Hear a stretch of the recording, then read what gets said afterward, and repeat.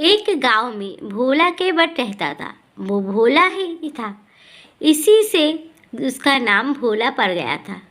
कोई कुछ भी पूछता वो एक ही उत्तर देता, मैं तो कुछ नहीं जानता, रघुनाथ जी जाने। कहना ना होगा कि ये रघुनाथ जी की भक्त था।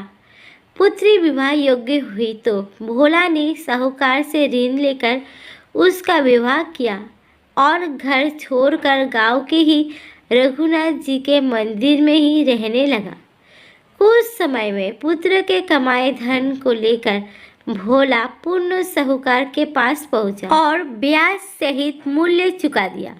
साहूकार ने रसीद बनाई, भोला को दी, कहा कि पढ़ लो।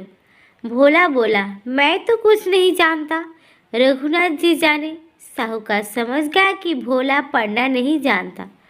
उसने रसीद वापस लेकर छिपा दिया और एक कागज पर यूं ही कुछ लिखकर दे दिया। भोला के जाते ही तो साहूकार ने न्यायालय का रुख किया। भोला को बुलवाया गया। जज साहब ने पूछा, तुमने इनसे ऋण लिया था, चुका दिया? भोले ने हाँ में सिर हिला दिया। जज साहब ने पूछा, कोई रसीद है? भोला ने वो कागज दिखाया। जज ने कहा, ये तो कोई रसीद नहीं है। भोला बोला, मैं तो कुछ नहीं जानता, रघुनाथ जी जाने। जज साहब ने पूछा, जब तुमने ऋण चुकाया तब तुम्हारे और साहूकार के अलावा वहाँ कोई और था? भोला अपने स्वभाव के अनुसार बोला, हाँ, वहाँ रघुनाथ जी थे। जज साहब समझे कि रघुनाथ जी किन्हीं सज्जन का नाम होगा। उन्होंने रघुनाथ जी के नाम का सम्मान जारी किया और अगली तारीख दे दी। चपरासी सम्मान लेकर गांव भर में घूम गया, पर कोई होता तो मिलता। आखिर किसी से उसे रघुनाथ जी के मंदिर की जानकारी मिली। चपरासी मंदिर में ही सम्मान रख गया। तारीख आई तो सब न्यायालय पहुँचे।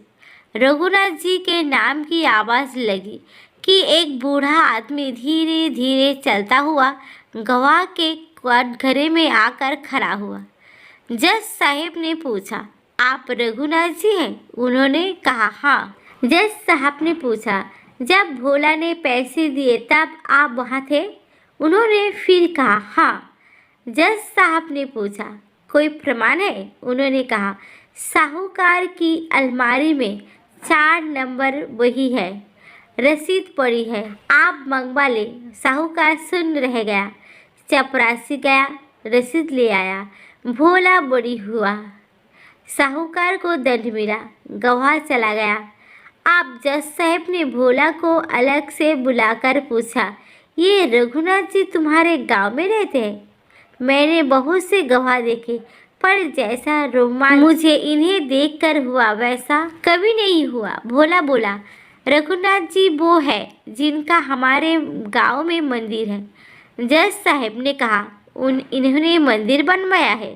भोला बोला, साहब, ये वो है जो मंदिर में विराजमान रहते हैं। जज साहब रोने लगे, बोले, आज मुझसे बड़ी भूल हो गई, भगवान खड़े रहे और मैं बैठा रहा। जज साहब को वैराग्य हो गया। पद त्याग कर वृंदावन आ बसे।